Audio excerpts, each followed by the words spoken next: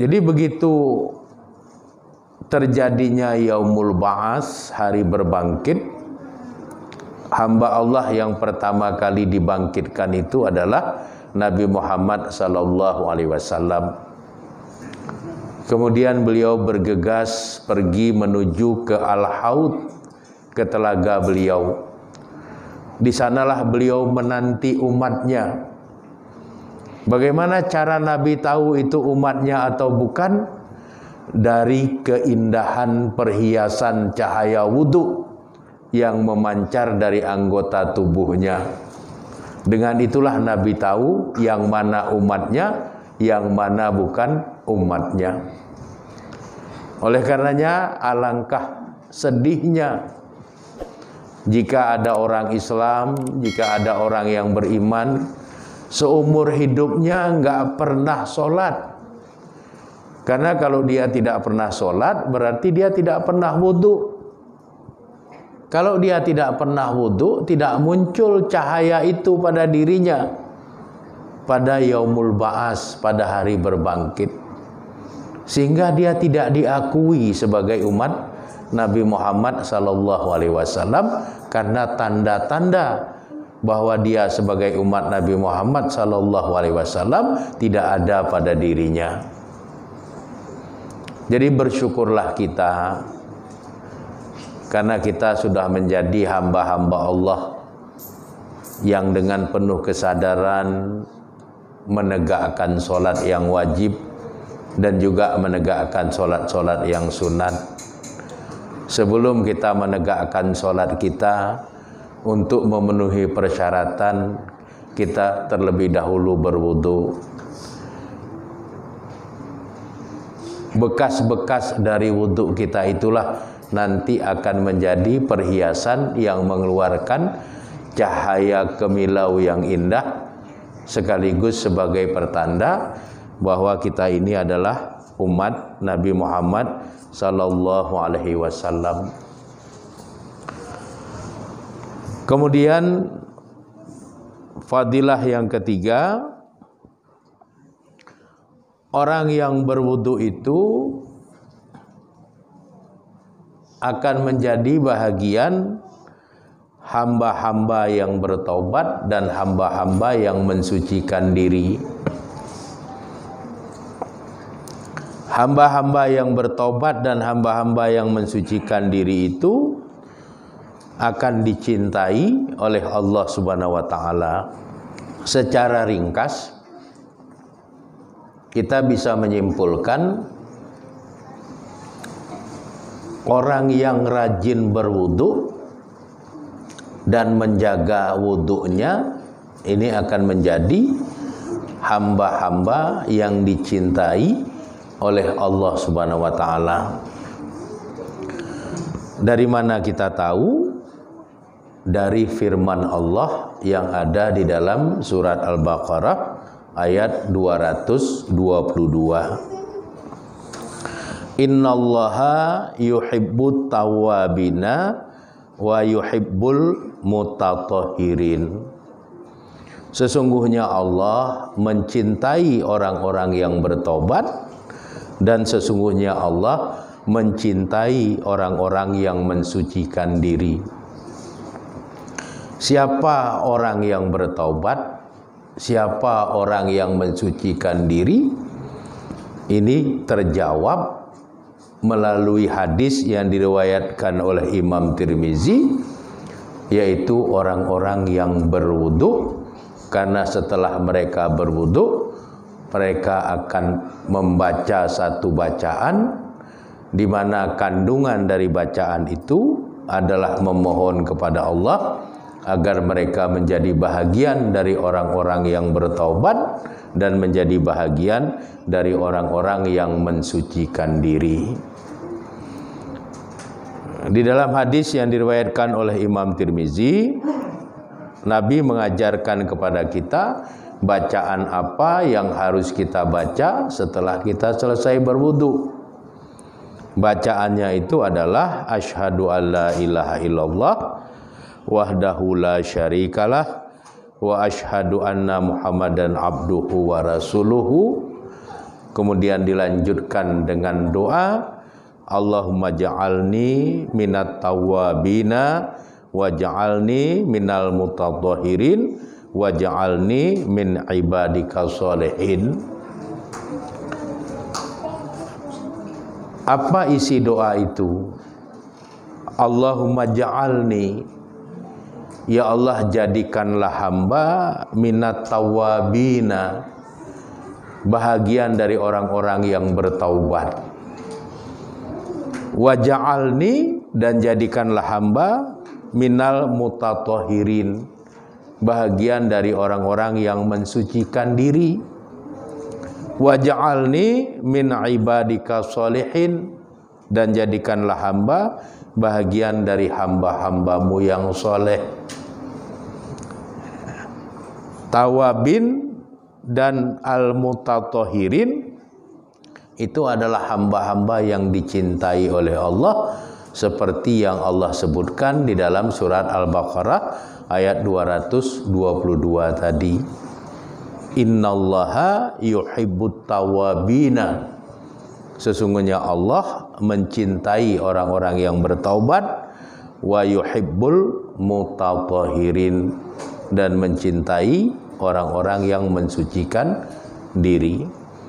Jadi orang yang berwudu setiap saat setelah dia selesai berwudu, dia bermohon menjadi bahagian dari orang-orang yang bertobat, menjadi bahagian dari hamba-hamba yang mensucikan diri.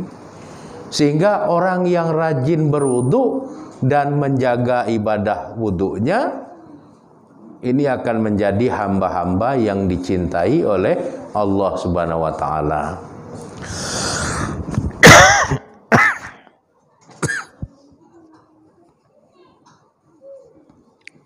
Banyak orang-orang soleh di masa lampau itu betul-betul mereka menjaga wudunya. Apa yang dimaksud dengan menjaga wudu? Apabila mereka batal dari wudunya, mereka segera kembali berwudu. Itulah yang dipraktekkan oleh Jenderal Sudirman. Pada waktu ditanya oleh prajurit-prajuritnya kenapa dia sebagai panglima besar dalam perang gerilya melawan Belanda berulang-ulang dikepung oleh Belanda, tapi Jenderal Sudirman selalu lolos. Orang tanya sama beliau, jimat apa yang dipakai? Maka Jenderal Sudirman bilang, jimat yang aku pakai, kalau aku batal wudu, aku kembali berwudu. Aku tidak pernah lepas dari dalam keadaan berwudu. Jadi Jenderal Sudirman itu kalau batal wudu lagi, batal wudu lagi, batal wudu lagi, sehingga selalu dalam keadaan terjaga wudunya. Dengan demikian Allah mencintainya, karena dia bahagian dari orang-orang yang bertobat dan bahagian dari orang-orang yang suka mensucikan diri. Tentunya Allah sangat melindungi hamba-hamba yang dicintainya. Makanya berulang kali Jenderal Sudirman dikepung oleh Belanda dalam perang gerilya. Tidak pernah Belanda bisa menangkap Jenderal Sudirman. Itu yang beliau amalkan, menjaga wudu. Batal wudu lagi, batal wudu lagi. Banyak ulama-ulama di masa yang lampau Allah memberikan karomah dan maunah, di antaranya karena mereka menjaga wudunya. Jadi selalu dalam keadaan suci dirinya.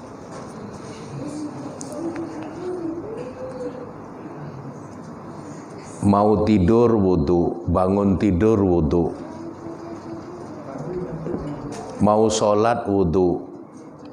Setelah selesai sholat, batal wudu, ambil wudu lagi. Dan berulang-ulang wudu, berulang-ulang membaca doa wudu.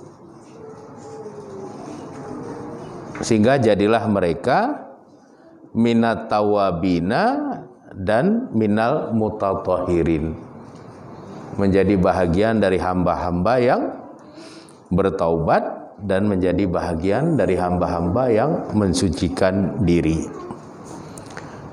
Jadi fadilah dari menjaga wudu itu adalah dicintai oleh Allah Subhanahu wa taala.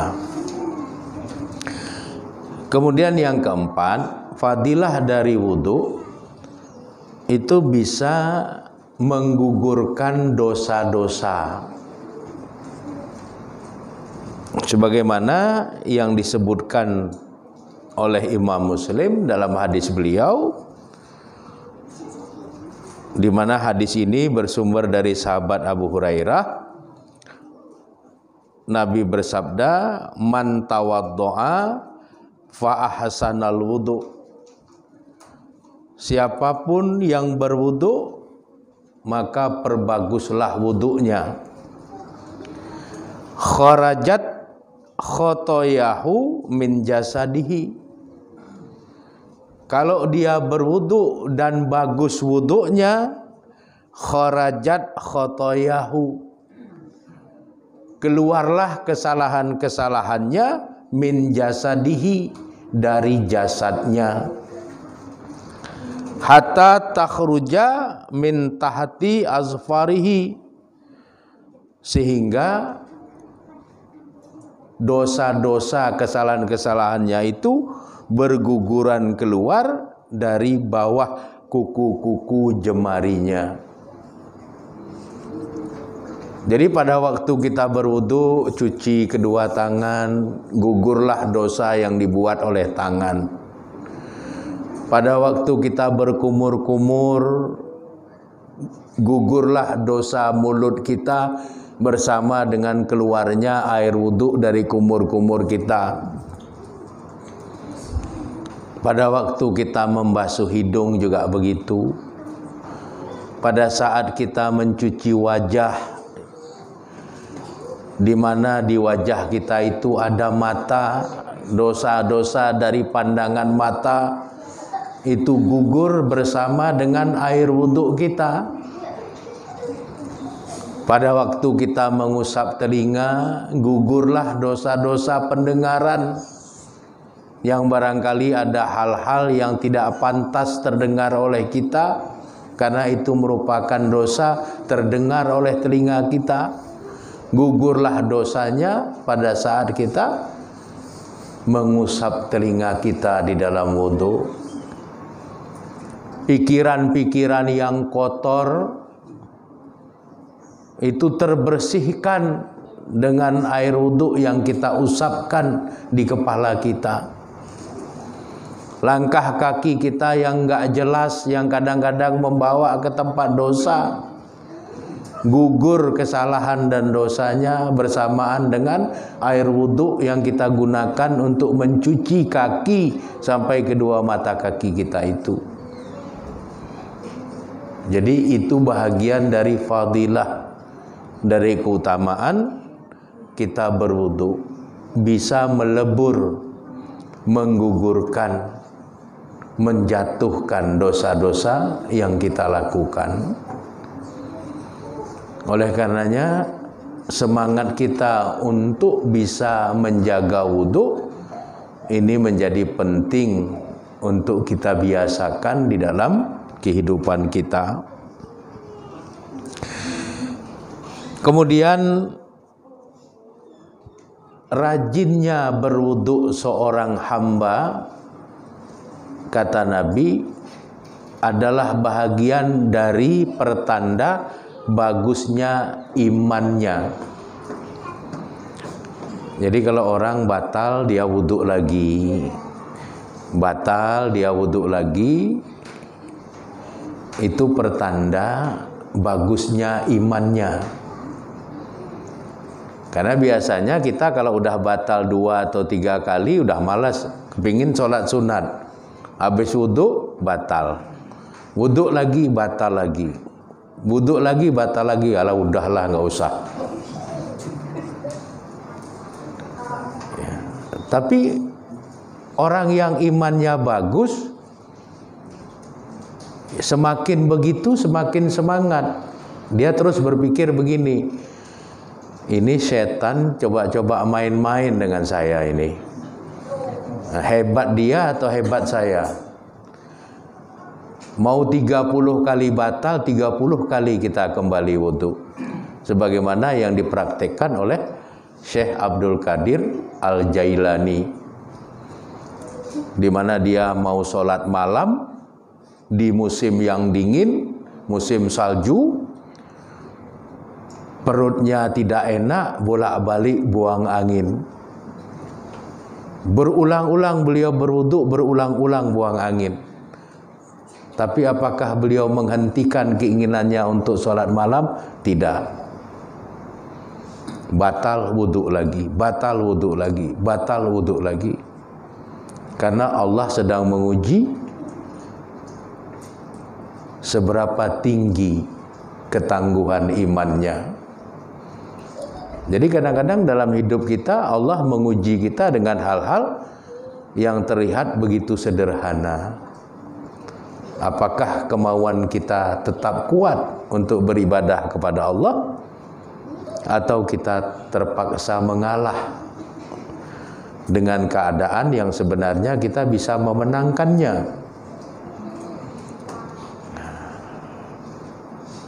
Inilah yang oleh Nabi di dalam hadis yang diriwayatkan oleh Imam Al-Hakim dalam kitab beliau Al-Mustadrak ala Sahihain, dan juga Imam Ibnu Hibban di dalam kitab Sahih Imam Ibnu Hibban.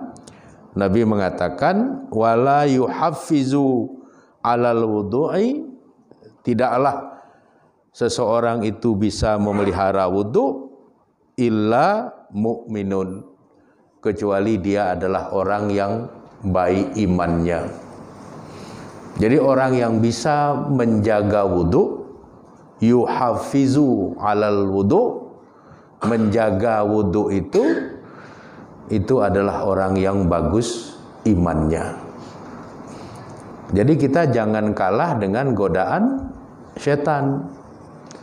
Karena setan itu untuk membatalkan keinginan kita sholat, kata Nabi, sampai meniup lubang dubur kita.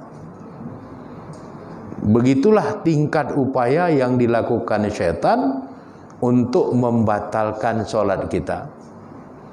Sehingga Nabi mengatakan, kalau kamu tidak mencium bau, tidak mendengar suara, dan tidak merasa dengan yakin kalau kamu buang angin, maka teruskanlah sholatmu. Karena setan menggodamu dengan cara meniup lubang duburmu. Sehingga kalau kita tidak cepat menetapkan keyakinan, sepanjang sholat kita berada di dalam keraguan. Kita pikir batal enggak, imam baca apa kita enggak tahu. Karena dalam pikiran kita batal enggak. Jadi begitu hebatnya setan dan iblis itu menggoda kita dalam kita beribadah kepada Allah Subhanahu wa taala. Jadi jagalah wudu supaya kita masuk dalam kategori orang yang bagus imannya. Kemudian yang terakhir, hadis yang diriwayatkan secara muttafaqun alaih oleh Imam Bukhari dan Imam Muslim dari Abu Hurairah tentang sholat sunat wudu. Abu Hurairah mengatakan, ana Rasulullah sallallahu alaihi wasallam qala li Bilalin. Jadi Rasulullah sallallahu alaihi wasallam bertanya kepada Bilal. Ya Bilal, wahai Bilal, hadis ini bi arja amali amiltuhu fil Islam. Ceritakanlah kepadaku tentang suatu amalan yang engkau lakukan di dalam Islam, yang paling engkau harapkan pahalanya. Kemudian Nabi melanjutkan sabdanya, fa inni sami'tu, maka sesungguhnya aku telah mendengar dafa na'laika, suara kedua sendalmu, baina yadaya fil jannah, di dalam surga. Qala, maka kemudian Bilal menjawab, ma amiltu amalan arja indi min anni lam atatahhar tahuran. Tidak ada amalan yang aku lakukan yang paling aku harapkan pahalanya daripada aku bersuci atau berwudu fi sa'atin min lailin au naharin, baik itu pada waktu malam ataupun pada waktu siang, illa sholaitu bizalik tuhuri, kecuali dengannya aku melakukan sholat, yaitu dengannya itu nyawudu. Artinya Bilal apakah di malam hari atau di siang hari, kalau beliau akan melakukan wudu, beliau tidak melupakan sholat sunat wudu. Ma kutibali an usolli, sebagaimana yang telah ditetapkan untukku dengan sholat wudu itu dari dirimu ya Rasulullah. Jadi Nabi pernah mengajarkan kepada Bilal, kalau habis sholat, kalau habis wudu, maka tegakkanlah sholat sunat wudu 2 rakaat. Kemudian oleh Bilal itu diamalkan, tidak pernah ditinggalkan oleh beliau. Hasilnya apa? Hasilnya Allah Subhanahu wa taala memberitahu kepada Nabi bahwa Bilal dijamin masuk surga. Kedua sendalnya Bilal itu mengeluarkan bunyi kedua sendal Bilal itu diperdengarkan oleh Allah kepada Nabi, dan bunyi itu ada di dalam surga. Oleh karenanya jangan kita tinggalkan, habis kita selesai wudu, kita membaca bacaan setelah wudu, kemudian tegakkanlah sholat sunat wudu 2 rakaat. Apa ganjarannya? Kita akan mendapatkan ganjaran seperti Bilal mendapatkan ganjaran. Kalau sendalnya saja sudah di surga, sudah pasti orangnya di surga. Kan nggak mungkin sendalnya di surga, orangnya nggak di surga. Jadi begitulah Allah memberikan keutamaan kepada hamba-hambanya yang rajin berwudu, rajin sholat sunat wudu. Mudah-mudahan dengan kita mengetahui fadilah hawalal wudu, di seputar wudu ini, semangat kita untuk lebih bersungguh-sungguh dan menghayati wudu itu semakin kuat dan semakin besar. Inilah yang bisa saya sampaikan, mudah-mudahan bermanfaat buat saya dan juga buat kita semua. Kurang dan lebih saya mohon maaf, kepada Allah Subhanahu wa taala saya mohon ampun. Hadanallah wa yakum ajmain, wallahu alam bisawab, walhamdulillahirabbil alamin. Assalamualaikum warahmatullahi wabarakatuh.